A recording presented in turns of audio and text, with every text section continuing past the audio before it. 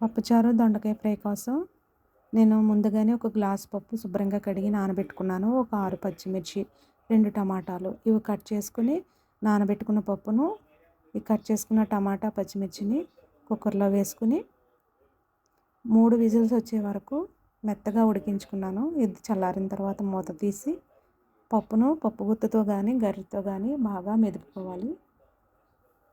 ఇలా బాగా మెదుపుకున్న తర్వాత నేను ముందే చింతపండు నానబెట్టుకుని ఉంచుకున్నానండి.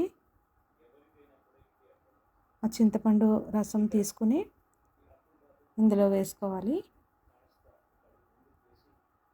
బాగా మెత్తగా పిసికి ఆ చింతపండు రసం వేసుకోవాలి.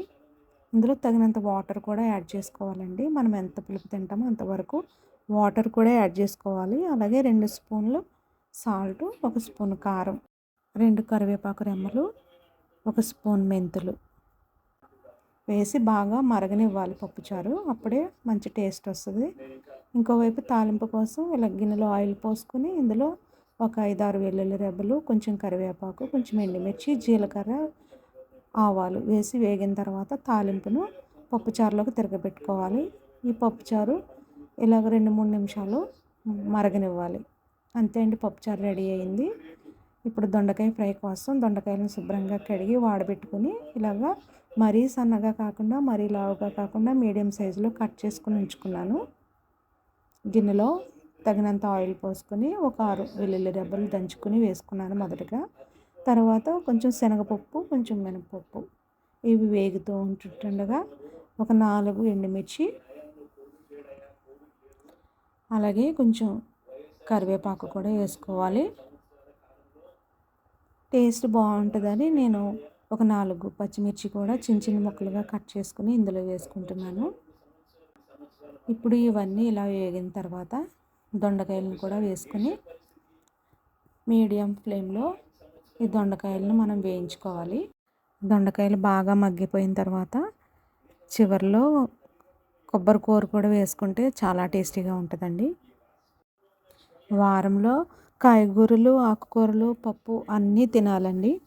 అప్పుడే మన శరీరానికి కావాల్సిన పోషకాలన్నీ అందుతాయి. వెజిటేబుల్స్ అంటే చాలామంది ఇష్టపడరు. అలాంటి వాళ్ళు పప్పుచారుతో పాటు ఈ వెజిటేబుల్స్ ఫ్రై చేసుకుంటే ఇష్టంగా తినొచ్చండి. ఈ దొండకాయ ఫ్రై అయితే మంచి కాంబినేషన్ అండి. ఇలా మగ్గిన ఈ దొండకాయల్లో నేను 1/2 టీ స్పూన్ పసుపు వేసి ఇలాగ బాగా కలుపుకొని మగ్గనిస్తున్నాను. ఇలా పసుపు వేయడం వలన తొందరగా మగ్గుతాయండి.